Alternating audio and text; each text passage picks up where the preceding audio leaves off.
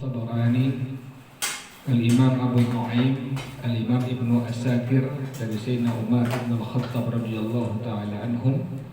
Rasulullah sallallahu alaihi wasallam menyebutkan tatkala Nabi Adam berbuat kesalahan, maka beliau berdoa kepada Allah dengan doa, Ya Rabbi bihaqqi Muhammadin lama ghafartali. Ya Allah, dengan pangkat Nabi Muhammad sallallahu alaihi wasallam, ampuni dosa aku. Tapi Nabi Adam waktu berbuat kesalahan, buat dosa, beliau mohon kepada Allah dengan kalimat doa tadi, Allahumma ya Rabbi bihaqqi Muhammadin lama ghafartali. Ya Rabbi bihaqqi Muhammadin lama ghafartali. Ya Allah, dengan pangkat Nabi Muhammad sallallahu alaihi wasallam, ampuni dosa aku. Kemudian Allah bertanya kepada Nabi Adam alaihissalam, Kaifa arafta Muhammadan? Bagaimana engkau mengetahui Nabi Muhammad sallallahu alaihi wasallam? Kan Nabi Adam duluan, Nabi Muhammad sudah ada belum? Belum ada. Tapi beliau berdoa dengan kalimat tadi sampai Allah bertanya kepada Nabi Adam, bagaimana engkau mengetahui nama Nabi Muhammad? Maka beliau mengatakan, li'annaka lamma khalaqtani biyadika wa nafakhta fiyya min ruhika rafa'tu ra'si. Tatkala engkau menciptakan aku, kemudian engkau tiupkan ruh ke dalam badan aku ini, maka aku angkat kepala aku. Qara'aitu ala qawa'imil arsy maktuban, maka aku melihat di tiang-tiang arasy terdapat sebuah tulisan La ilaha illallah Muhammadur Rasulullah. Jadi di tiang-tiang arasy itu semua terdapat kalimat tadi, La ilaha illallah Muhammadur Rasulullah. Fa'alimtu annaka lam tudif ila ismika illa ahabbal khalqi ilaika. Aku mengetahui bahwasanya tidaklah engkau sandarkan seseorang kepada nama engkau, melainkan orang ini adalah makhluk yang paling kau cintai. Nabi Adam melihat setiap tiang-tiang arasy itu terdapat tulisan tadi, apa kalimatnya?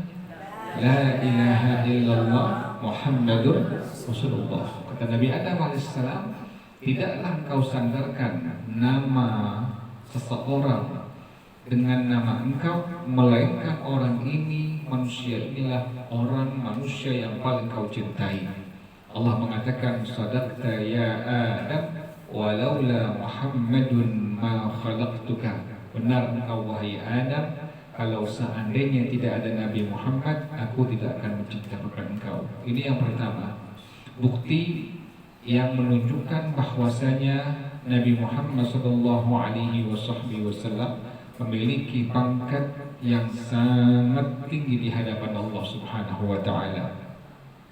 Yang kedua adalah bahwasanya hadis riwayat Al-Imam Ibnu Asakir dari Sayyidina Imam Ka'bul Ahbar, beliau mengatakan, Innallaha anzala ala Adam usiyan bi'adadil anbiya'i wal mursalin. Sesungguhnya Allah menurunkan kepada Nabi Adam tongkat-tongkat sejumlah nabi dan rasul. Rasul itu jumlahnya ada 313 rasul. Nabi jumlahnya ada 124.000 nabi. Jadi Allah turunkan pada Nabi Adam alaihissalam tongkat sejumlah nabi dan sejumlah rasul. Jadi Allah berikan pada Nabi Adam tongkat-tongkat tadi, sejumlah rasul 313 rasul plus sejumlah nabi, yaitu 124.000 nabi.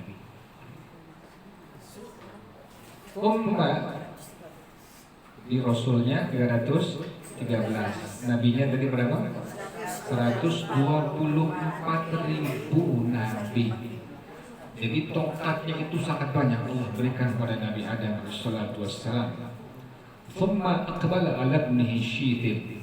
Kemudian Nabi Adam langsung menghadap kepada putra beliau, yakni Nabi Syith. Nabi Syith adalah putra Nabi Adam alaihissalatu wassalam. Faqala, maka Nabi Adam mengatakan kepada Nabi Syith, Aibani anta khalifati min ba'di fakhudha bi'imarati taqwa wal urwati al-wuthqa. Wahai putra aku, yakni Nabi Syith, engkau adalah khalifah aku, engkau adalah khalifah. Khalifah artinya pengganti atau penerus daripada kenabian, kerasulan dari Nabi Adam alaihissalatu wassalam. Maka ambillah tongkat-tongkat ini. Di tongkat tadi yang tadi jumlahnya 313 plus 124.000 diserahkan kepada putra Nabi Adam, yaitu Nabi Syith alaihissalatu wassalam. Peganglah tongkat ini dengan penuh ketakwaan kepada Allah subhanahu wa ta'ala. Dan Nabi Adam memberikan pesan pada Nabi Syith, فَقُلَّمَا ذَكَرْتَ اللَّهَ فَذْكُرْ إِلَى جَنْبِهِ إِسْمَ مُحَمَّدٍ صَلَّى اللَّهُ عَلَيْهِ وَسَلَّمَ. Tatkala engkau mengingat Allah, engkau menyebutkan berzikir kepada Allah Subhanahu wa taala, sebut juga nama Nabi Muhammad sallallahu alaihi wasallam. Jadi sudah ada apa ini? Pesan dari Nabi Adam kepada putra beliau Nabi Syith, manakala engkau berzikir menyebut nama Allah, maka jangan lupa engkau sebut juga nama Nabi Muhammad sallallahu alaihi wasallam. Kenapa demikian? Sampai Nabi Adam memberikan pesan kepada putranya Nabi Syith alaihi wassalatu wassalam dengan kalimat tadi. Kata Nabi Adam, fa inni ra'aitu ismahu maktuban ala saqil arsy. Aku melihat nama Nabi Muhammad itu tertulis di tiang-tiang arasy. Setiap tiang arasy ada Muhammad. Setiap tiang arasy ada Muhammad, subhanallah. Maka kita alhamdulillah, kita beruntung menjadi umatnya Rasulullah sallallahu alaihi wasallam. Kata Nabi Adam alaihissalam, sesungguhnya ini tuftus samawati, aku telah berkeliling ke seluruh lapisan langit-langit. Falam ara fis samawati mawdi'an illa ra'aitu isma Muhammadin maktuban alaihi.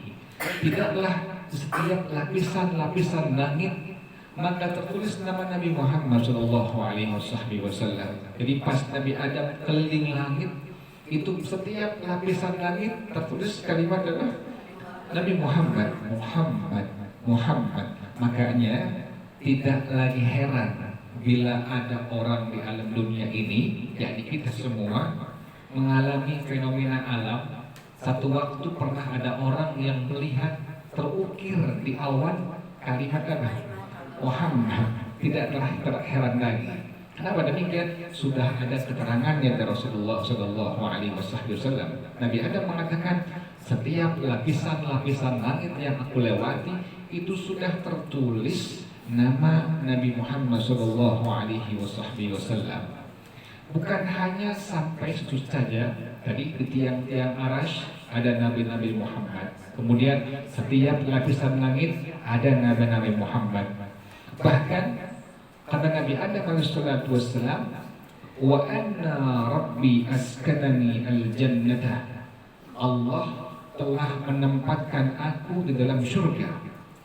Falam ara fil jannati qusuran wala ghurfatan illa isma Muhammadin maktuban alaihi. Tidak aku melihat dalam syurga, di istana syurga, di kamar-kamar surga, melainkan dalam istana surga dan kamar-kamar surga tertulis nama Nabi Muhammad sallallahu alaihi wasallam. Jadi subhanallah.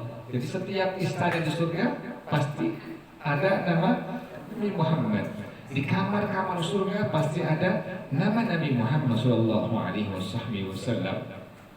Yang pertama tadi tertulis nama Nabi Muhammad di tiang-tiang arasy. Yang kedua, tertulis nama Nabi Muhammad di setiap lapisan-lapisan langit. Yang ketiga, tertulis nama Nabi Muhammad di istana-istana surga. Yang keempat, tertulis nama Nabi Muhammad di kamar-kamar surga. Yang kelima, kata Nabi Adam alaihissalam, walaqad ra'aitu isma Muhammadin maktuban ala nuhuril huril aini. Aku telah melihat nama Nabi Muhammad tertulis pada bagian atas dada bidadari surga.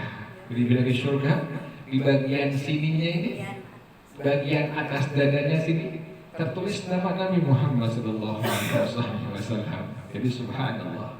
Jadi hampir semua tempat-tempat di langit, di surga, sampai dalam bagian atas di atas dada bidadari itu terdapat nama Nabi Muhammad sallallahu alaihi wasallam. Sudah berapa itu? Sudah, saudara? 5. Sudah 5. Kemudian wa ala waraqi kasbi ajamil jannati, dan aku melihat di atas daun-daunan pohon-pohon besar dalam surganya Allah Subhanahu wa taala. Dalam surga itu ada pohon-pohon besar. Dalam surga ada pohon-pohon besar. Daun-daunnya tertulis nama Nabi Muhammad sallallahu alaihi wasallam. Bahkan wa ala waraqi syajari Tuba, dan Nabi Muhammad juga namanya tertulis dalam kertas, di atas kertas pohon tuba. Di surga ada pohon-pohon besar, tertulis pada daun-daunnya nama Nabi Muhammad. Juga di surga ada pohon yang disebut sebagai pohon tuba. Pohon tuba ini pada daun-daunnya pun sama, tertulis nama Nabi Muhammad sallallahu alaihi wasallam. Bahkan Nabi Muhammad SAW tertulis namanya wa baina a'yunil malaikah, di antara mata-mata para malaikat. Malaikat di antara matanya tertulis kalimat nama Nabi Muhammad SAW. Ini di antara bukti bahwasanya Nabi Muhammad SAW memiliki pangkat yang sangat tinggi di hadapan Allah Subhanahu wa taala. Mana buktinya lagi? Di antara buktinya adalah bahwasanya Al-Imam At-Tabarani radhiyallahu taala anhu, beliau menyampaikan hadis ini dari Sayyidina Imam Ubadah bin As-Samit radhiyallahu taala anhu. Beliau mengatakan, bersabda Rasulullah sallallahu alaihi wasallam, bersabda Rasulullah sallallahu alaihi wasallam, kana fassu khatam Sulaiman bin Adam samawiyan ulqiya ilaihi fawada'ahu fi khatimihi wa kana naqshuhu anallahu la ilaha illa ana Muhammadun abdi wa rasuli. Bahwasanya Nabi Sulaiman alaihissalam memiliki sebuah cincin, dan pada batu cincin Nabi Sulaiman itu terukir kalimat anallahu la ilaha illa ana, saya adalah Allah, tiada ada Tuhan kecuali aku, kata Allah Subhanahu wa taala, Muhammadun abdi wa rasuli, Nabi Muhammad adalah hamba aku dan utusan aku. Jadi di batu cincin Nabi Sulaiman alaihissalam tertulis kalimat tadi, la ilaha illa ana Muhammadun abdi wa rasuli, tiada Tuhan yang patut disembah dengan sebenar-benarnya kecuali aku, dan Nabi Muhammad adalah hambaku dan utusan aku. Ini pun sama menjadi bukti bahwasanya Nabi Muhammad sallallahu alaihi wasallam memiliki pangkat yang sangat tinggi di hadapan Allah Subhanahu wa taala. Kemudian para jamaah sekalian, bukti yang berikutnya adalah pada waktu Nabi Musa alaihissalatu wassalam ingin menghadapi Fir'aun laknatullah alaihi, maka beliau berdoa kepada Allah dengan kalimat doa yang sudah masyhur, yang sudah populer. Apa doanya? Rabbi syrah li sadri wa yassir li amri wahlul 'uqdatam min lisani yafqahu qawli. Nabi Musa pada waktu ingin menghadapi Fir'aun laknatullah alaih, maka Nabi Musa alaihissalam berdoa dengan kalimat tadi, Rabbi shrah li sadri, ya Allah lapangkanlah untukku dadaku, wa yassir li amri, mudahkanlah urusan aku, wahlul 'uqdatan min lisani yafqahu qawli, lepaskanlah ikatan lidah aku sehingga mereka memahami ucapan aku. Nabi Musa memohon kepada Allah Subhanahu wa taala agar Allah lapangkan dadanya pada waktu menghadapi Fir'aun laknatullah alaihi. Nabi Muhammad sallallahu alaihi wasallam sebelum meminta kepada Allah untuk Allah lapangkan dada beliau, sudah Allah katakan sebelum minta ini, sebelum mohon kepada Allah, sudah Allah katakan dalam surah Al-Insyirah ayat yang pertama, A'udzu billahi minasyaitonir rajim, bismillahirrahmanirrahim. Apa bunyinya? Alam nasyrah laka sadrak. Sungguh wahai Nabi Muhammad, kami telah melapangkan untukmu dadamu. Kalau Nabi Musa alaihissalam memohon kepada Allah agar Allah lapangkan dadanya, Nabi Muhammad sebelum memohon kepada Allah, sebelum meminta kepada Allah, sudah Allah lapangkan dadanya. Ini pun sama merupakan bukti bahwasanya Nabi Muhammad sallallahu alaihi wasallam memiliki pangkat yang sangat tinggi di hadapan Allah Subhanahu wa taala. Bukti yang selanjutnya adalah bahwasanya Nabi Musa alaihi salatu wassalam pada waktu ingin menerima wahyu dari Allah Subhanahu wa taala, Allah katakan kepada Nabi Musa, "Ya Musa, inni ana rabbuka fakhla'na 'alaika innaka bil wadil muqaddasi tuwa." Wahai Musa, lepaskan kedua sandalmu. Nabi Musa Allah perintahkan menerima wahyu Allah untuk melepaskan kedua sandalnya. Nabi Muhammad sallallahu alaihi wasallam pada waktu beliau Allah mi'rajkan, naik dari langit pertama, kedua, ketiga, sampai langsung berjumpa dengan zat Allah Subhanahu wa taala, Nabi Muhammad sallallahu alaihi wasallam masih mengenakan kedua sandal beliau. Kata Sayyidina Abdullah bin Mas'ud radhiyallahu taala anhu, na'lu Rasulillah sallallahu alaihi wasallam afdalu wa a'zamu wa akramu minal arsy wal malaikati wal kursiyyi wa ghairiha minal makhluqat. Sandalnya Rasulullah sallallahu alaihi wasallam lebih utama, lebih agung dari malaikat, arsy, kursi, bahkan dari semua makhluk Allah Subhanahu wa taala.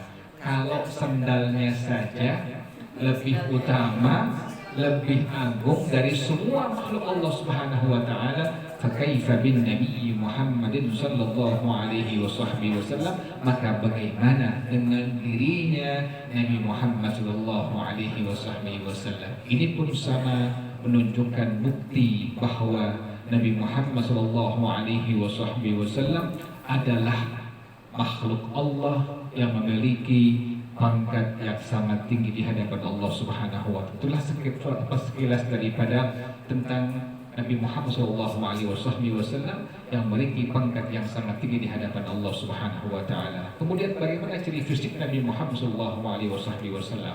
Kita mesti mengetahui bagaimana fisiknya Rasulullah SAW. Yang pertama, Nabi Muhammad sampai Al-Imam Al-Busiri rahimahullah, beliau mengatakan saking gantengnya Nabi Muhammad. Nabi Muhammad itu ganteng tapi berkarismatik. Kan ada orang ganteng membuat fitnah. Bedanya apa? Antara Nabi Muhammad dengan Nabi Yusuf. Bedanya Nabi Yusuf itu ganteng, tampan, tapi membuat fitnah wanita lain. Sementara Nabi Muhammad ganteng, tampan, berkarisma. Beda antara cowok ganteng berkarisma dengan cowok ganteng membuat fitnah, menggoda wanita. Beda. Mana buktinya? Nabi Yusuf itu istri daripada raja, kan tergoda dengan kegantengan Nabi Yusuf sampai pintu seluruhnya ditutup, kemudian dikejar Nabi Yusuf, ternyata yang robek bagian mananya? Belakangnya.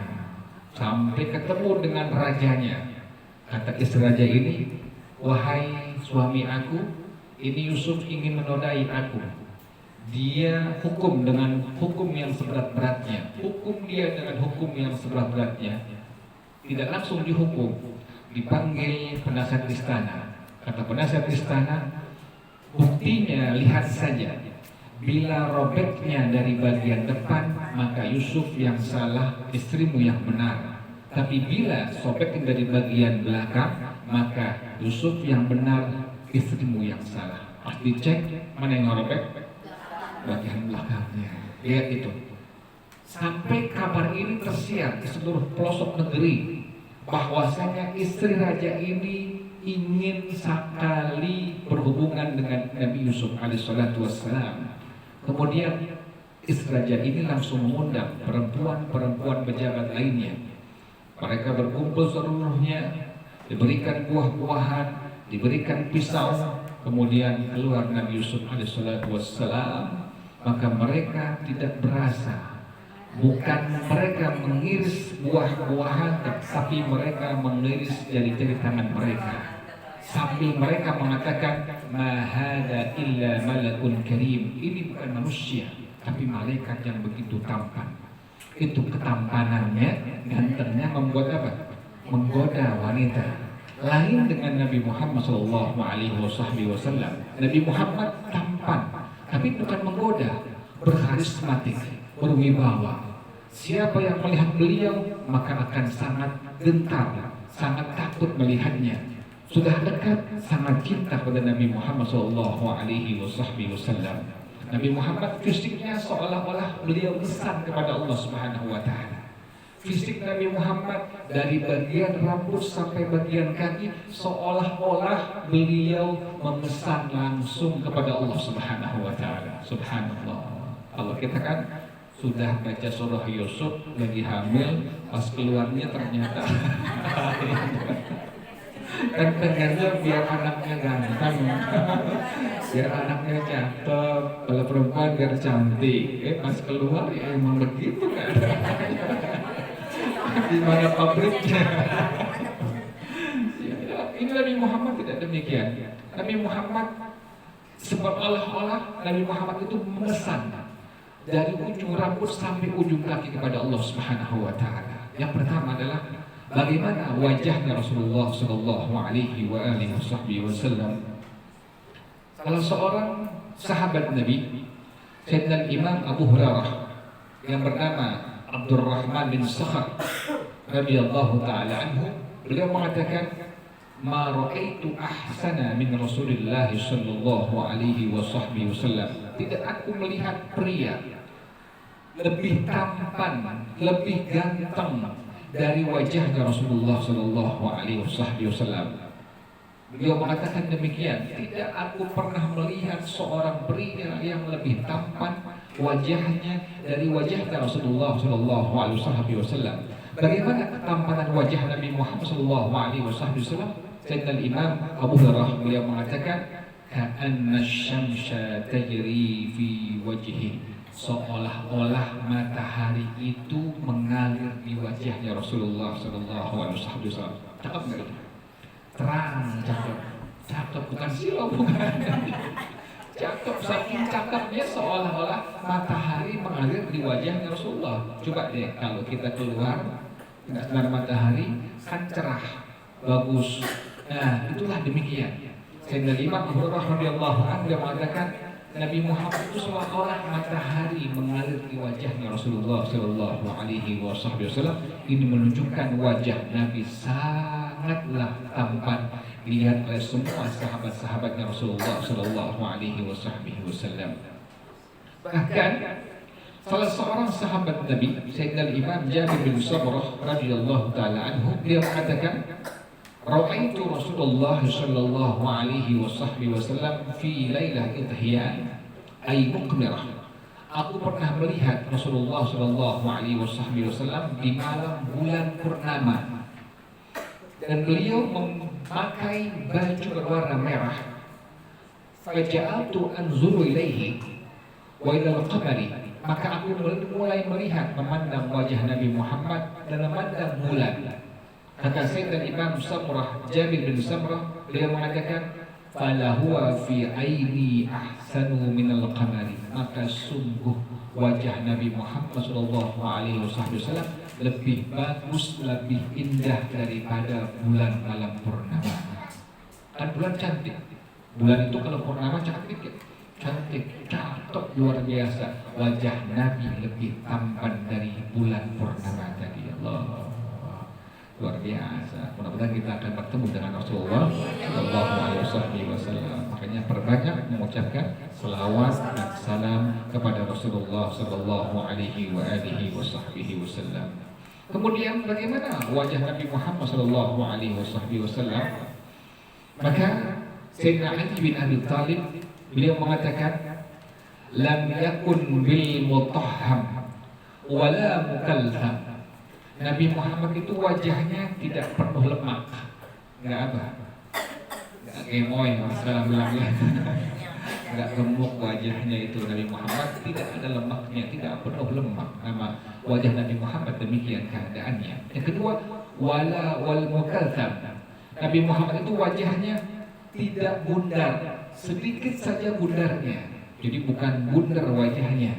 Pertama tadi, wajah Nabi Muhammad tidak banyak lemaknya, tidak gemuk maksudnya.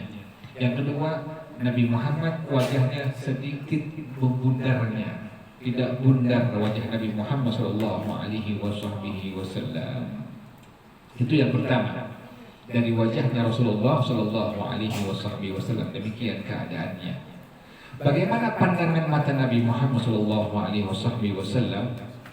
Pandangan Nabi Muhammad sallallahu alaihi wasallam disebutkan oleh As-Sayyidah Aisyah radhiyallahu taala anha. Ini As-Sayyidah Aisyah merupakan istrinya Rasulullah sallallahu alaihi wasallam. Beliau menyebutkan bahwasanya Rasulullah sallallahu alaihi wasallam kana yara bil laili fi zulmati kama yara bin nahari fi dhawi. Nabi Muhammad di waktu malam dapat melihat dengan sangat jelas sebagaimana beliau sangat jelas melihat pada waktu siang hari. Kalau kita kan enggak, kita siang hari masih nggak bisa melihat kadang-kadang, ya nggak jelas.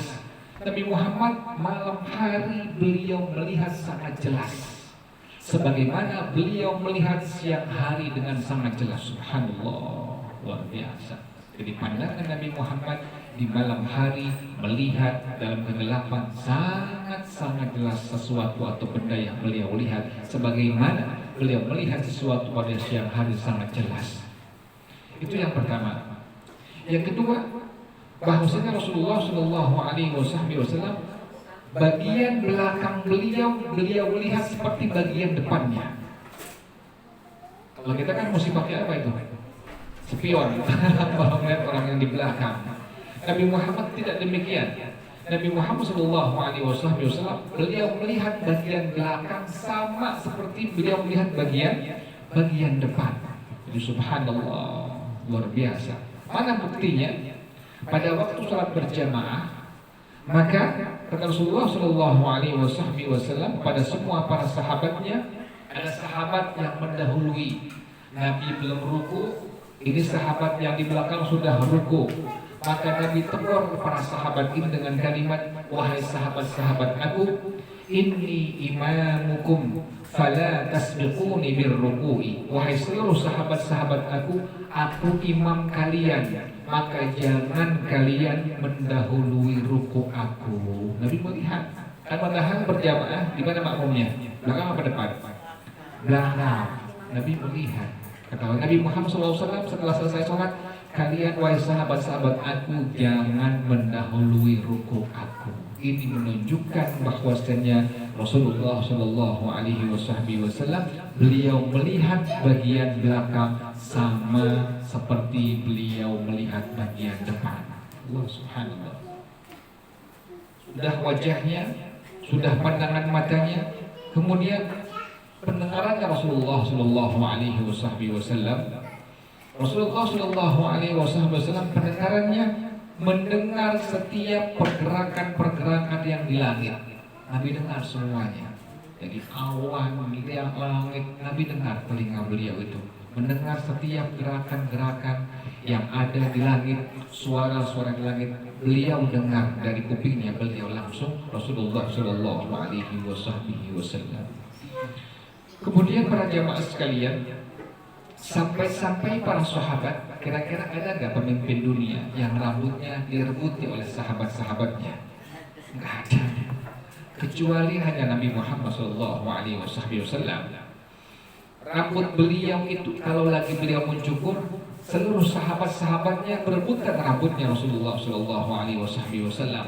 Sampai Sayyidina Khalid bin Al-Walid, salah seorang panglima perang yang namanya sangat disegani oleh seluruh pasukan-pasukan non-muslim. Jadi kalau orang-orang kafir mendengar nama Nabi Muhammad, mereka gentar, mereka ketakutan. Apalagi sahabatnya yang bernama Sayyidina Khalid bin Al-Walid sama dengan demikian. Maka kata beliau, tatkala aku kehilangan peci, kemudian minta dicarikan kepada seluruh pasukannya, tolong carikan peci aku, kopiah aku, dicarikan. Pencarian pertama tidak ketemu, pencarian kedua baru ketemu. Tiba-tiba yang ditemukan apa? Peci yang sudah lusuh, yang sudah usang, yang sudah jelek. Kata para pasukannya, wahai panglima kami Sayyidina Khalid, kenapa kau mencari sebuah peci yang sangat usang? Apa kata beliau? Tatkala Rasulullah Shallallahu Alaihi Wasallam melakukan ibadah umrah, kemudian beliau cukur rambutnya, maka seluruh sahabat-sahabat berebutan rambut yang ada di bagian sisi kepala Rasulullah SAW. Mereka mendapatkannya, dan aku mendapatkan rambut yang ada di bagian ubun-ubunnya Rasulullah SAW. Aku ambil, aku simpan di peci ini. Tidaklah aku berperang melawan musyrikin, melawan kufar, melainkan Allah berikan kemenangan yang gemilang luar biasa. Kenapa demikian? Karena dalam peci tadi terdapat apa tadi? Rambutnya Rasulullah Shallallahu Alaihi Wasallam. Subhanallah. Bahkan para jamaah sekalian, air keringatnya Rasulullah Shallallahu Alaihi Wasallam itu disimpan oleh Sayyidah Ummu Sulaim, yang merupakan ibu daripada Sayyidina Anas bin Malik radhiyallahu taala anhuma. Waktu siang hari yang sangat panas, Nabi keringetan. Sayyidah Ummu Sulaim langsung mengambil sebuah botol, kemudian keringat Nabi ditampung. Allah, ini bukan orang biasa ya. Ditampung keringat Nabi. Kemudian Nabi langsung bangun. Nabi kata kepada Sayyidah Ummu Sulaim, wahai Ummu Sulaim, apa yang kau lakukan? Kata Sayyidah Ummu Sulaim, saya menampung air keringat engkau wahai Rasulullah Shallallahu Alaihi Wasallam. Kata Sayyidah Ummu Sulaim, air keringat engkau adalah atyabut tib, minyak wangi yang wanginya sangat wanginya luar biasa. Subhanallah, air keringatnya saja wanginya luar biasa. Tidak ada manusia kecuali Rasulullah Shallallahu Alaihi Wasallam. Ya Allah, sampai disimpan tuh air keringatnya oleh Sayyidah Ummu Sulaim radhiyallahu taala anha, luar biasa. Berarti ini menunjukkan apa? Nabi Muhammad manusia spesial, istimewa di hadapan Allah Subhanahu wa taala. Bahkan bukan hanya air keringatnya saja, bahkan air kencing Nabi Muhammad sallallahu alaihi wasallam. Sayyidah Aisyah radhiyallahu taala anha beliau mengatakan, pada waktu Nabi buang air kecil di kamar mandi, setelah beliau keluar, saya masuk. Apa yang beliau cium dari aroma air kencing Nabi Muhammad sallallahu alaihi wasallam? Kata Sayyidah Aisyah radhiyallahu taala anha, tidak aku temukan wangi-wangian yang lebih wangi ketimbang air kencingnya Rasulullah sallallahu alaihi wasallam. Kita begitu enggak kira-kira? Kalau habis makan jengkol kan luar biasa itu. Hilang-hilang banget karena makan kok hilang-hilang baunya. Ini Nabi Muhammad luar biasa. Air kencing Nabi Muhammad lebih sangat-sangat wangi dari minyak wangi yang sangat wangi di dalam dunia ini. Jadi air kencingnya saja sampai diambil menjadi obat. Kalau seorang yang bernama Al-Barakah, dia Pas Nabi kencing, maaf, ditampung olehnya. Kemudian dia minum. Nabi tahu diminum air kencing Nabi Muhammad SAW. Pas Nabi tahu, Nabi katakan, wahai Barakah, engkau tidak akan sakit selama-lamanya. Subhanallah, sebab minum air kencingnya Rasulullah SAW. Jadi semua bagian-bagian tubuh Nabi Muhammad SAW, memang Nabi Muhammad manusia yang sangat istimewa di hadapan Allah Subhanahu Wa Taala. Sampai demikian, sampai air kencingnya, sampai darahnya Nabi Muhammad SAW. Satu ketika pernah Sayyidina Malik bin Sinan yang merupakan ayah daripada Abu Sa'id Al-Khudri radhiyallahu taala anhuma, beliau melihat Nabi Muhammad pada waktu perang, berdarah pelipisnya Nabi Muhammad, langsung beliau sedot itu darah Nabi Muhammad. Nabi katakan, wahai Malik bin Sinan, mujjahu, lepaskan, muntahkan darah aku itu. Apa kata Malik bin Sinan? Tidak akan, wahai Rasulullah SAW, saya tidak akan memuntahkan, melepehkan darah yang sudah aku dari darah engkau. Kata Rasulullah SAW, wahai semua sahabat-sahabat aku, saksikanlah siapa di antara kalian yang ingin mengetahui siapa ahli surga, saksikanlah, inilah Malik bin Sinan, seorang sahabat yang telah menelan darahnya Rasulullah SAW. Jadi subhanallah, hampir semua bagian-bagian tubuh Rasulullah SAW semua tadi seperti beliau memesan kepada Allah Subhanahu Wa Taala dan memiliki keistimewaan dari Allah Subhanahu Wa Taala. Kemudian para jamaah sekalian, bagaimana sifat-sifat yang lain dari Rasulullah SAW? Di antaranya adalah para ulama menyebutkan, lam yahtalim qattu taha mutlaqan abadan. Yang pertama, Nabi Muhammad tidak pernah bermimpi basah. Nabi Muhammad tidak pernah bermimpi basah. Kalau semua makhluk selain Nabi Muhammad, selain Nabi dan Rasul, pasti ada mimpi basahnya. Nabi Muhammad tidak pernah mimpi basah. Yang kedua, wa ma tatha'aba aslan fi madaz zamani. Nabi Muhammad tidak pernah menguap sama sekali. Kalau kita tidurnya sudah 8 jam, tapi masih menguap juga, masih ngantuk juga.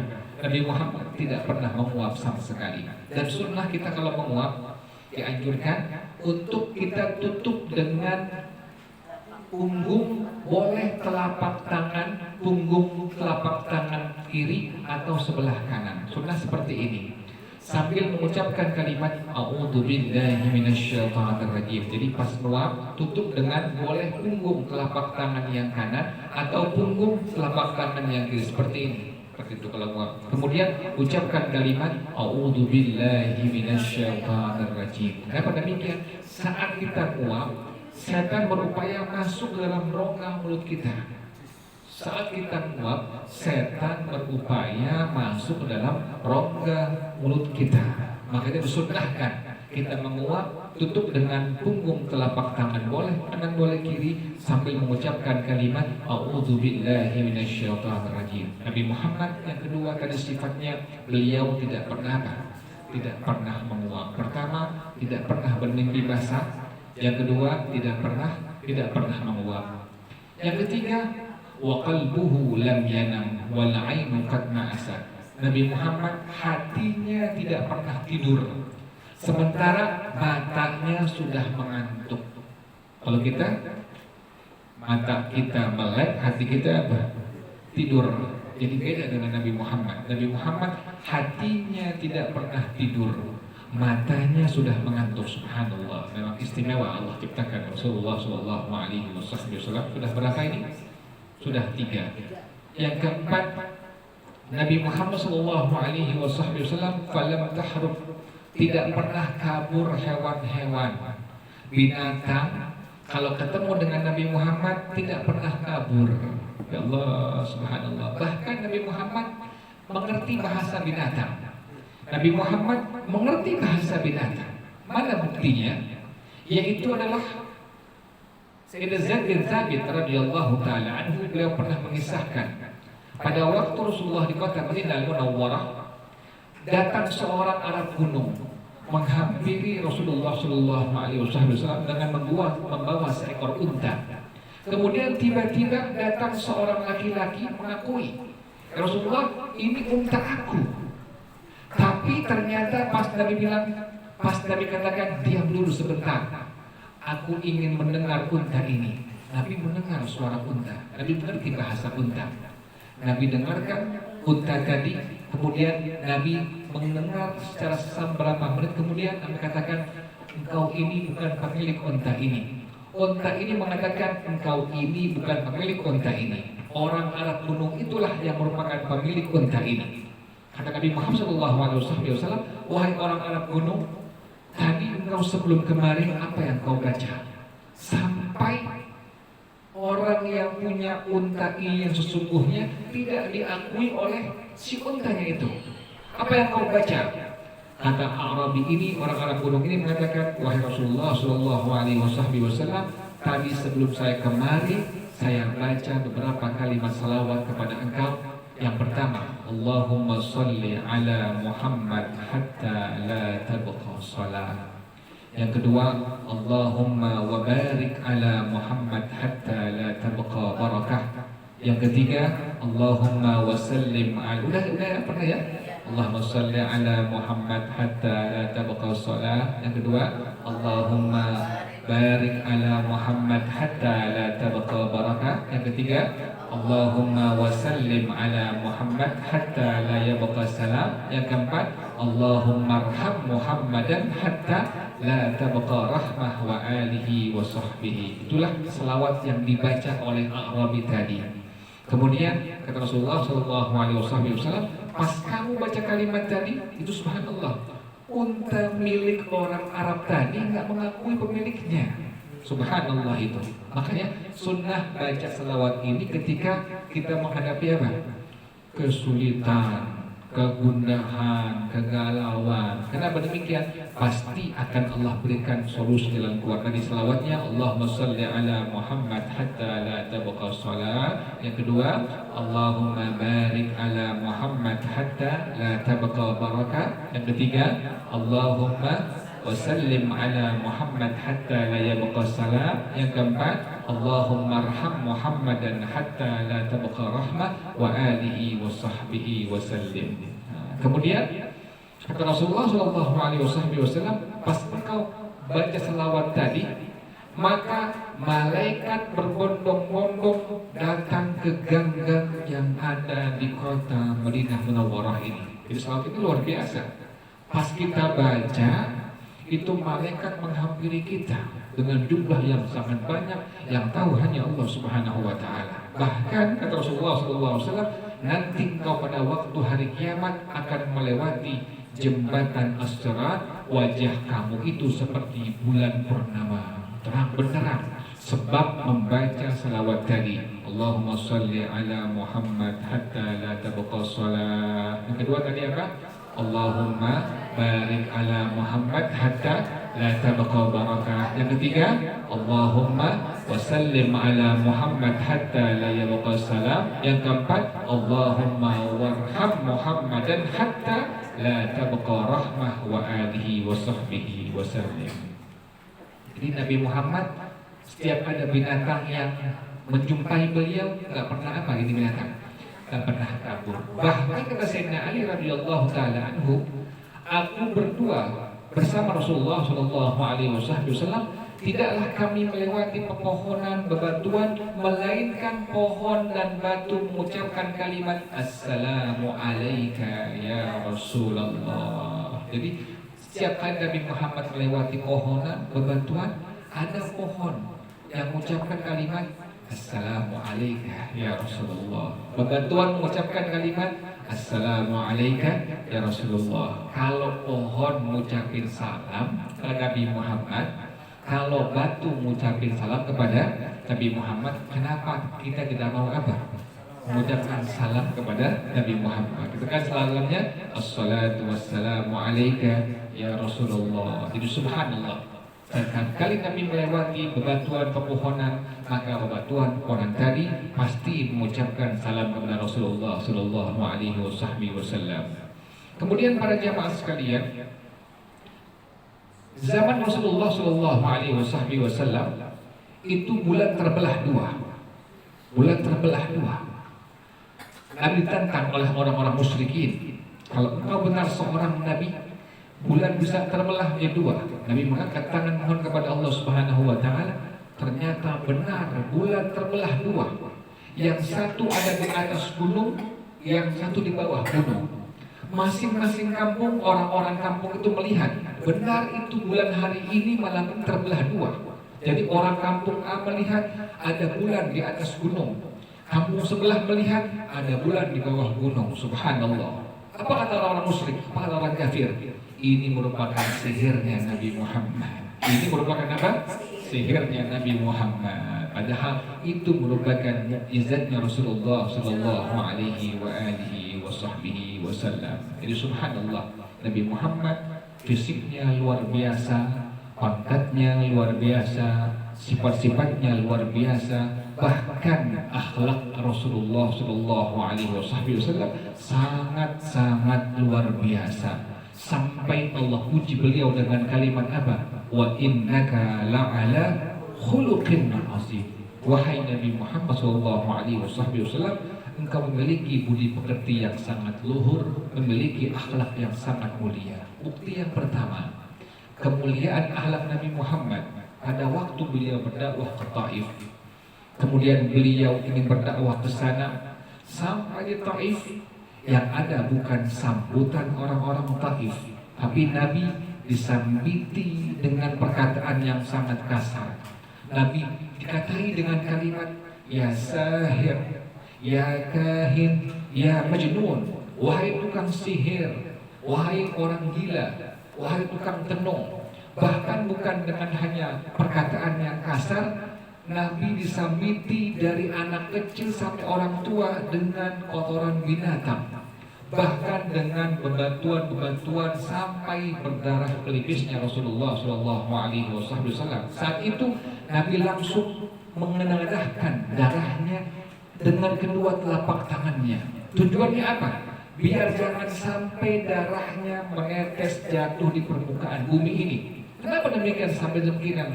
Rasulullah sampai demikian mengenadahkan kedua telapak tangannya. Kata Rasulullah Shallallahu Alaihi Wasallam, aku khawatir kalau sampai darah aku jatuh ke permukaan bumi, maka Allah akan siksa, Allah azab seluruh orang-orang Taif.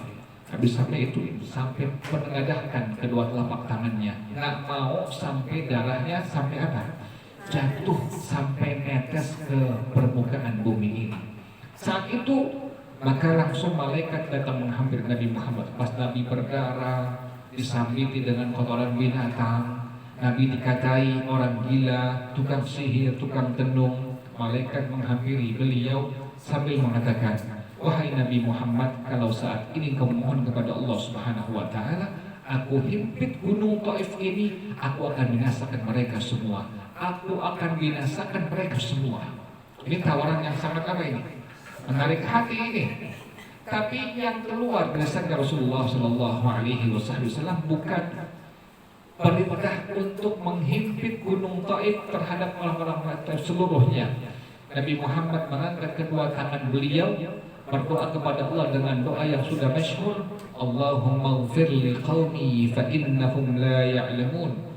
Wa fi riwayatin Allahumma hdi li qaumi fa innahum la ya'lamun wa akhrij min baini sulbihim man yu'minu bika.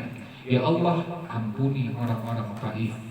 Dan hadis yang lain, ya Allah, berilah mereka hidayah ya Allah. Bahkan Nabi mendoakan, ya Allah, keluarkan dari tulang-tulang rusuk mereka anak cucu yang akan beriman kepada Engkau. Jadi subhanallah, kejahatan mereka dibalas dengan apa? Dengan doa oleh Rasulullah Sallallahu Alaihi Wasallam. Ini menjadi contoh kepada kita semua bahwasanya setiap keburukan, kejahatan dari orang lain jangan dibalas dengan kejahatan, tapi balas mendoakan mereka semua agar Allah ampuni mereka atau Allah berikan mereka hidayah taufik dengan hidayah taufik dari Allah Subhanahu Wa Taala. Itu yang pertama. Bukti bahwasanya Nabi Muhammad memiliki akhlak yang sangat mulia di hadapan Allah. Yang kedua adalah pada waktu Nabi mengajar kepada para sahabatnya, datang seorang Arab kuno sambil mengatakan dengan kalimat yang kasar, "Ya Muhammad, anta akdzabu min nisa'il dzawatil lahjah." Wahai Nabi Muhammad, engkau ini lebih berdusta daripada wanita-wanita yang pandai bersilat lidah. Pas Nabi dikatakan dengan kalimat tadi, geram dan marah seluruh sahabat-sahabat Rasulullah Shallallahu Alaihi Wasallam. Di antaranya yang paling marah adalah Sayyidina Umar. Sayyidina Umar ini beliau bangun, beliau keluarkan pedangnya sambil mengatakan, "Da'ni aqtuluhu ya Rasulullah." Biarkan saya bunuh orang Arab yang tidak tahu siapa engkau. Kalau kita begitu, bagaimana? Sudah habisi saja. Kalau kita, Nabi Muhammad tidak demikian. Nabi Muhammad malah mengatakan, "Wahai Umar sahabat aku, ama alimta kadal halimu ayyakuna rasulah." Tidakkah kau tahu bahwa pangkat seorang yang sabar hampir sama dengan pangkat seorang rasul? Mendengar demikian, redam amarah daripada Sayyidina Umar. Beliau langsung duduk. Ini orang Arab kuno sudah tidak dibunuh Sayyidina Umar, bukan pergi jauh dari baginda Rasulullah SAW, bahkan lebih apa? Mendekati Rasulullah SAW, mengeluarkan seekor biawak. Dikeluarkan biawak, kemudian sambil mengatakan, "Wahai Muhammad, la uminu bika." Saya tidak akan beriman kepada engkau. Tetapi wahai Nabi Muhammad, bila biawak yang saya bawa ini beriman kepada engkau, saya pasti akan beriman kepada engkau. Nabi langsung panggil biawak tadi dengan panggilan kelemah lembutan, "Ya Rabbu, wahai seekor biawak." Apa yang terjadi? Biawak yang hanya seekor binatang tidak mungkin dapat berbicara apalagi dengan bahasa Arab. Tetapi pada waktu Nabi panggil, fatakallama bilisanin arabiyyin fasihin mubin yafhamul qaumu jami'a. Biawak tadi dapat berbicara dengan bahasa Arab yang fasih. Allah, pas Nabi panggil, "Ya Rabbu, wahai seekor biawak," langsung nyaut dengan bahasa Arab, "Labbaik wassa'daik ya Rasulullah Rabbil Alamin." Aku datang memenuhi panggilanmu, wahai Rasulullah Sallallahu Alaihi Wasallam. Jadi subhanallah, binatang nggak bisa bicara, tapi pas Nabi panggil bisa apa? Bicara dengan bahasa Arab. Subhanallah. Saat itu Nabi tanya, "Wahai biawak, kau ini menyembah kepada siapa?" Maka dia menjawab, "Abdullah, saya menyembah Allah." Berarti ini biawak beriman kepada siapa? Allah Subhanahu wa Ta'ala. Nabi yang kedua bertanya kepada ini biawak, "Ya Rabbu anaman wa anaman." Saya ini siapa? Yang ini menjawab, "Anta Rasul Rabbil Alamin wa khatamul anbiya'i wal mursalin, qad aflaha man saddaqaka wa qad khaba man kadzdzabaka." Engkau adalah putusan Allah Subhanahu wa Ta'ala. Engkau penutup sekalian Nabi dan Rasul. Sungguh beruntung orang yang beriman kepada engkau, dan sungguh merugi orang yang mendustakan engkau. Orang Arab kuno yang tadinya benci kepada Rasulullah, tidak suka terhadap dakwah Rasulullah, karena akhlak Nabi Muhammad, melihat demikian keadaannya, ada biawak bisa berbicara bahkan beriman kepada Allah, langsung di hadapan Nabi mengucapkan dua kalimat syahadat, asyhadu an la ilaha illallah wa annaka rasulullah. Jadi Nabi Muhammad sungguh-sungguh luar biasa, sungguh-sungguh istimewa, makhluk Allah, manusia yang memang Allah istimewakan, yang memang Allah agungkan, yang memang Allah muliakan. Jadi akhlaknya luar biasa, pangkatnya luar biasa, sampai fisiknya pun demikian, seolah-olah Nabi memesan dari Allah Subhanahu wa Ta'ala. Wallahu a'lam bishawab. Silakan dari para jamaah sekalian ingin bertanya. Ya, tanya Ustaz. Karena sebelum Nabi Adam diciptakan sudah ada kalimat nama Nabi Muhammad SAW. Adakah dalilnya atau hadisnya yang menyatakan bahwa ada, saya dengar itu berarti Nabi diciptakan sebagian daripada cahaya Allah. Benar tidak? Sebagian dari cahaya Allah di diri Nabi itu, benar tidak? Adakah hadisnya? Jadi bukannya cahaya artinya zat, bukan. Jadi hampir semua makhluk Allah itu ada nur, ada cahaya dari Allah. Jadi bukan zat dari Allah, cahaya. Kita beribadah ada nurnya.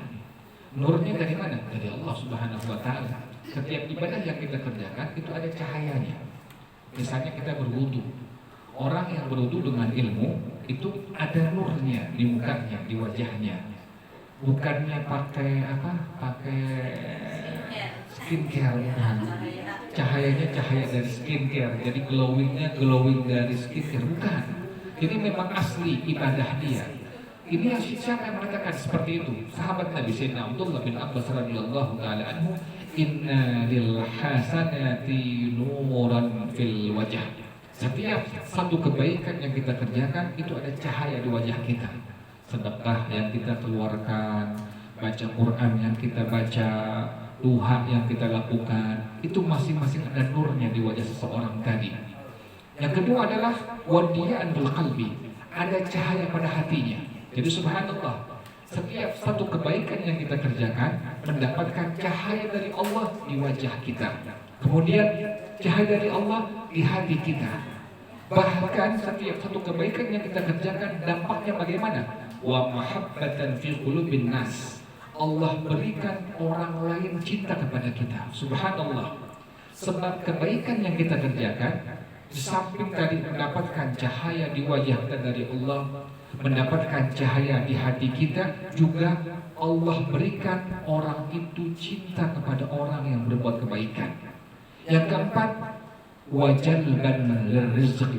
Orang yang mengerjakan kebaikan dapat menarik rezeki dari Allah Subhanahu wa taala. Makanya Nabi Muhammad itu diciptakan dari apa? Nurnya Allah, cahayanya Allah. Maksudnya tadi demikian. Jadi setiap ibadah kita saja ada apa tadi? Ada cahaya dari Allah Subhanahu wa taala. Mana bukti kuatnya?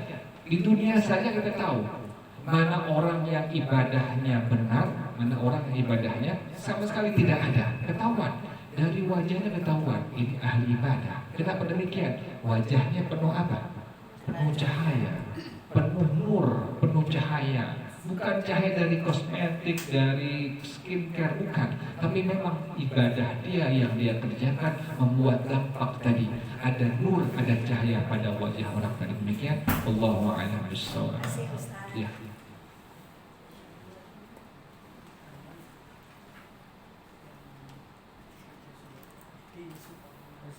Ya silakan. Untuk mengamalkan sholawat ini ada beberapa ya, ada beberapa kalau dari ulama lah, ada sholawat nariyah, ada sholawat atau yang paling itu.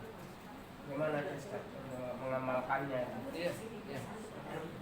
Jadi ada selawat Fatih, ada selawat nariyah, ada selawat masyishiyah, ada selawat tibil qulub. Apakah diperbolehkan? Ya, diperbolehkan. Di antara sahabat Rasulullah SAW pun sama. Ada yang menyusun selawat yang Nabi tidak susun. Ini ada keterangannya. Kita hadis itu ada keterangannya. Sayyidina Abdullah bin Mas'ud di antaranya sahabat Nabi yang beliau menyusun bentuk selawat yang Nabi tidak pernah susun. Artinya apa?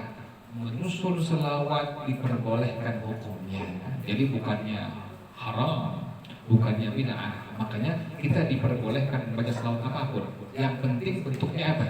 Selawat. Boleh selawat Fatih, boleh selawat nariyah, atau selawat tibil qulub wa dawaiha wa afiyatil abdani wa shifaiha, atau selawat al-Fatih. Allahumma salli wa sallim ala sayyidina Muhammadin al-Fatih lima ughliqa wal khatim lima sabaqa, atau selawat nariyah. Allahumma salli wa sallim, Allahumma salli salatan kamilah wa sallim salaman tamma ala sayyidina, terus sampai habis. Diperbolehkan bentuk selawat apapun, diperbolehkan kita baca. Atau selawat Ibrahimiyah yang sering kita baca pada waktu kita apa?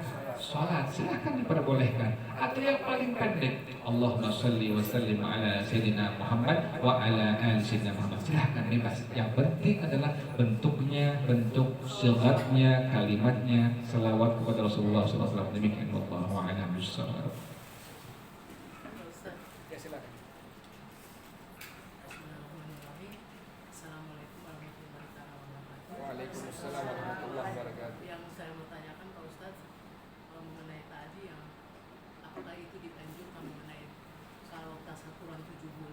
Iya. biasanya suruh baca surat Maryam atau surat Surah Yusuf. Yusuf, iya, iya, iya. Sebetulnya ada hadisnya atau ada perintahnya Iya, iya. dari mana Pak Ustaz? Dia adalah sebenarnya tafaulan, mengambil keberkahan dari ayat Quran yang kita baca.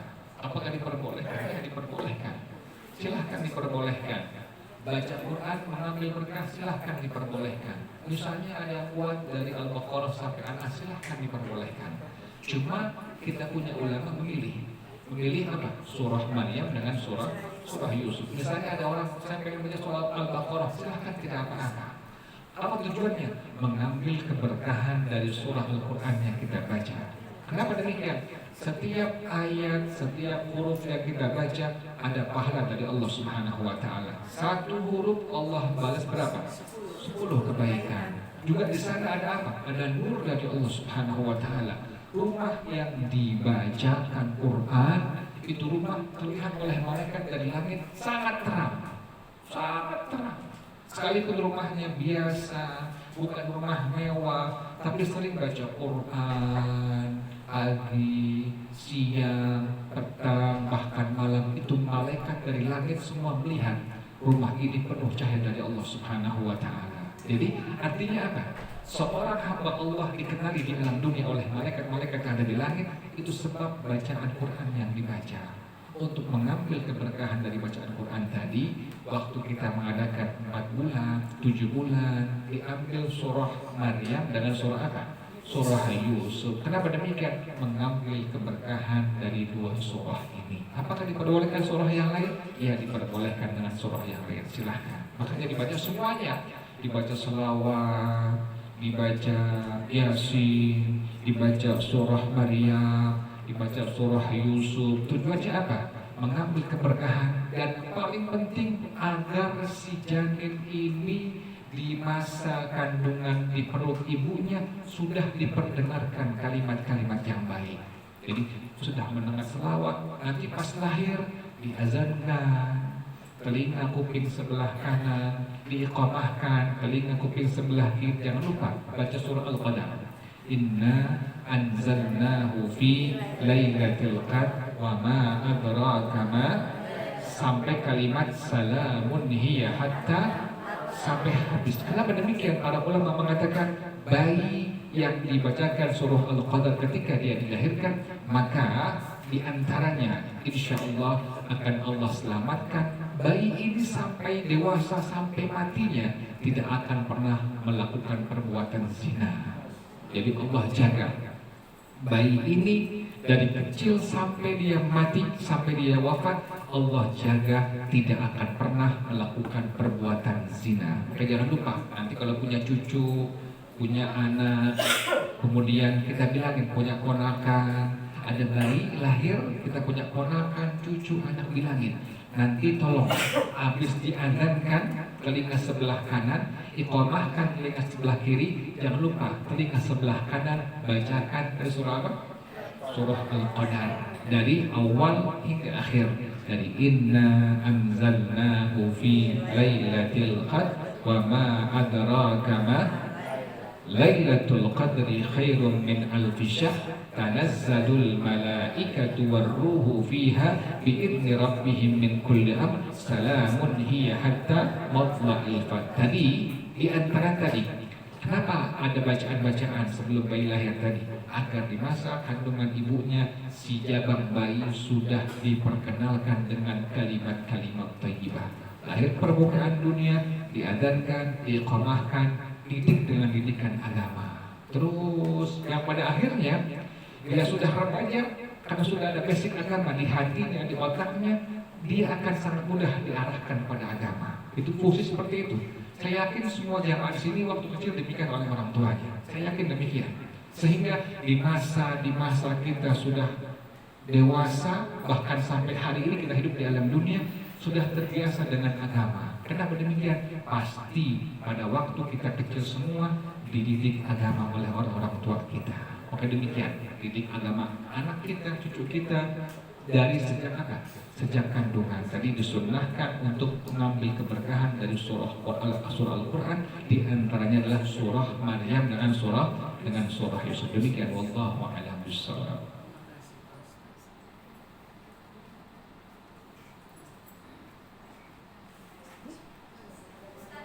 silakan. Silakan.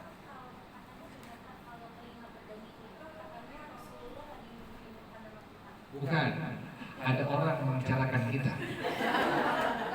Jadi kalau kita punya telinga berdenging, itu ada orang yang membicarakan kita. Makanya sunnah. Apa sunnah kalimat doa yang dibaca? Dzakarallah man dzakarani bi khairin. Itu kalimat sunnah dibaca. Ketika telinga kita berdenging, sunnah baca kalimat tadi. Dzakarallah man dzakarani bi khairin. Dzakarallah man dzakarani bi khairin. Sedikit kalimatnya itu. Dzakarallah man dzakarani bi khairin. Silakan direkam.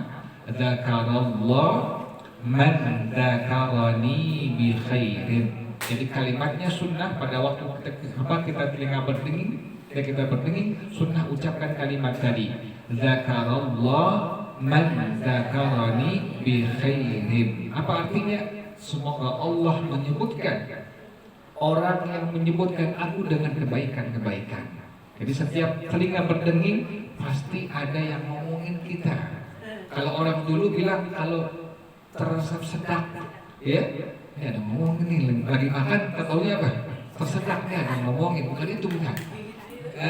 Jadi telinga kita berdenging itu pasti ada bicarakan kita. Maka sunnah kita ucapkan kalimat tadi.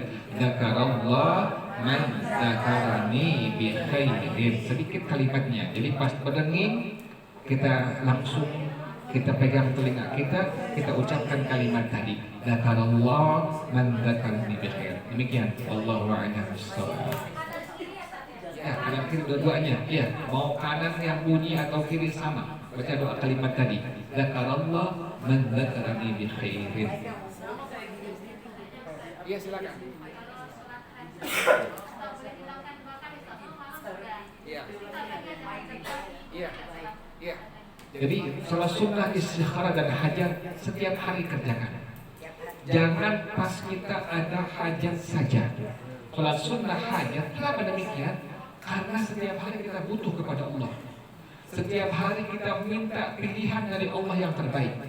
Makanya para ulama menganjurkan salat sunnah istikharah, salat sunnah hajat dianjurkan dikerjakan setiap hari sunnahnya. Misalnya kita pagi sudah, kemudian malam boleh silahkan. Jadi sehari 2-3 kali silahkan diperbolehkan. Kok diperbolehkan? Ulama menganjurkan demikian. Kenapa dianjurkan?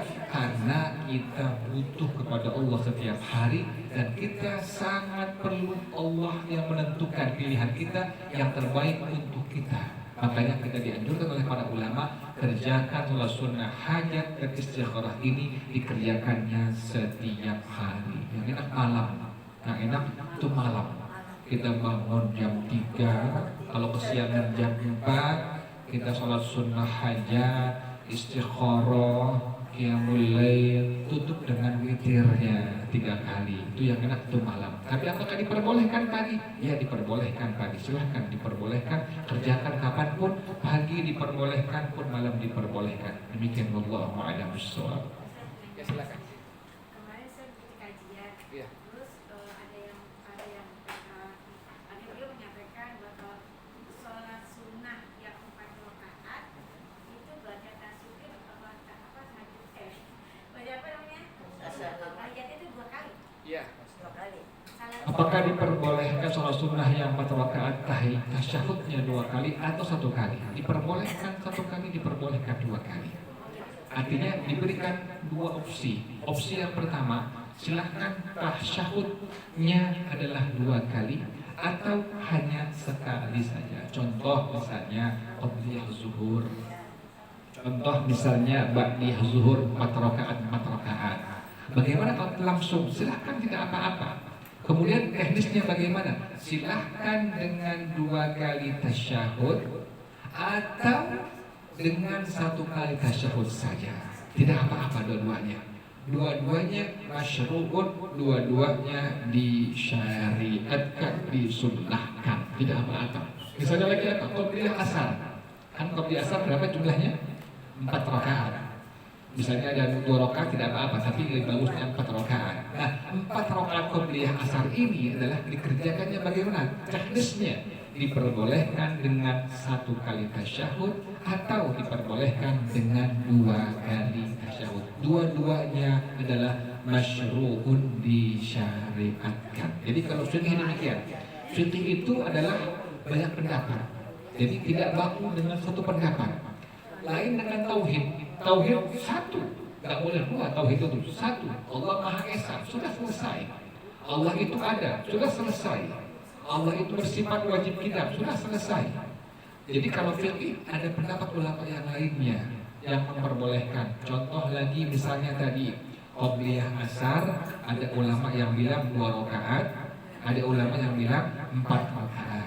Kemudian qobliyah zuhur, ada ulama yang bilang 2 rakaat, ada ulama yang bilang 4 rakaat. Ba'da zuhur, ada ulama yang bilang 2 rakaat, ada ulama yang bilang 4 rakaat. Tadi teknisnya bagaimana? Tadi diperbolehkan dengan 1 kali tasyahud atau dengan opsi yang kedua yaitu dengan 2 kali tasyahud. Demikian Allahu a'lam bishawab. Qobliyah asar. Ya, qobliyah asar ada qobliyah asar. Yang nggak ada ba'diyah. Ba'diyah asar nggak ada. Qobliyah asarnya ada, qobliyah asar. Ya, sebelumnya ada. Jadi sebelum asar ada qobliyah.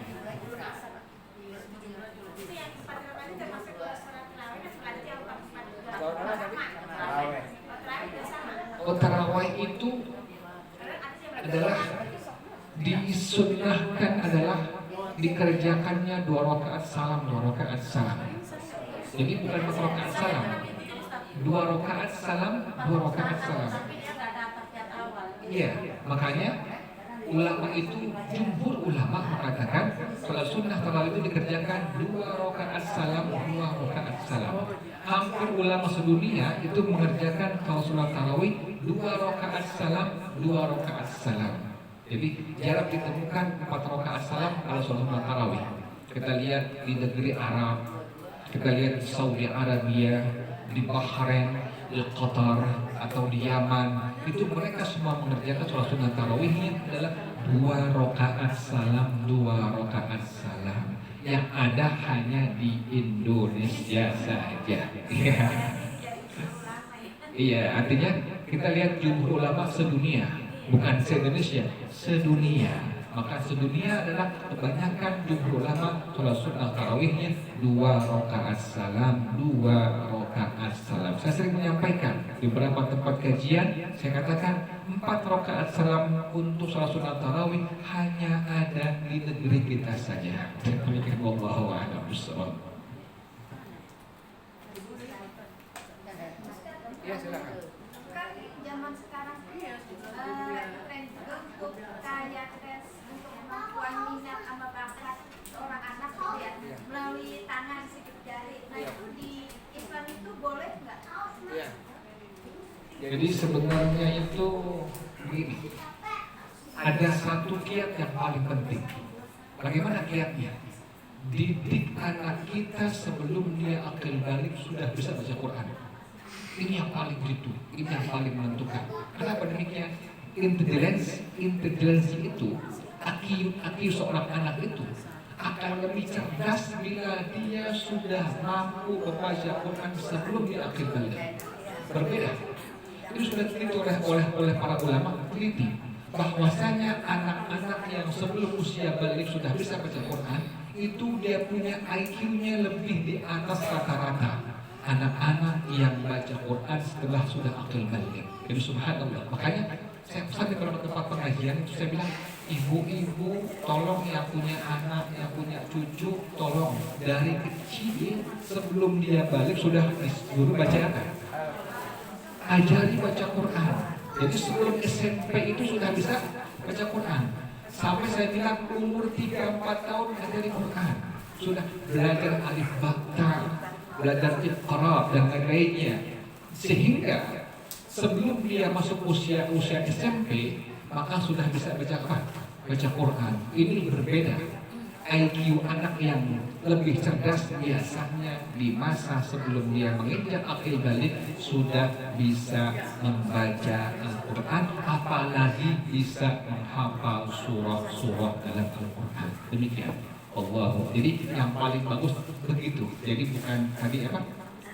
Ajari, tapi ajari anak-anak kita agar bisa baca Quran sebelum menginjak usia akil balik. Demikian. Wallahu a'lam bishawab.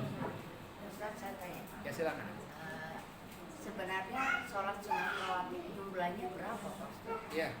Jadi ini juga istilah para ulama. Ada yang muakkad, ada yang ghair muakkad. Jadi ada yang muakkad, ada yang ghair muakkad. Jadi ada yang sholat sunnah yang Nabi sering kerjakan, ada yang Nabi tidak sering mengerjakannya. Jadi istilah para ulama. Jadi ada yang bilang 10 rakaat, ada yang bilang 12 rakaat, yang berbeda-beda.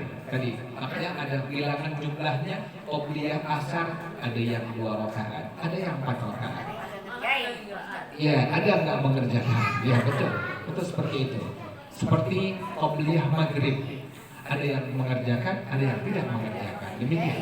Nah, jadi artinya ini menjadi perbedaan pendapat para ulama. Bagusnya bagaimana kita? Kita bagusnya kerjakan semua. Kenapa demikian? Semakin banyak ibadah yang kita kerjakan, semakin banyak apanya? Pahala dari Allah. Jadi untuk ibadah jangan hitung-hitungan kita. Ini aja ini enggak jangan. Semakin banyak ibadah yang kita kerjakan, semakin banyak pahala dari Allah. Saya sering menganalogikan yang paling gampang. Ini ada orang yang ngasih kita duit 10 juta. Ada orang yang ngasih duit 12 juta. Mana yang diambil? 12 juta. Juta lah, iya. Ini ada qobliyah atas, ada rawatib 10 rakaat. Ada yang 12 rakaat, mana yang diambil? 10.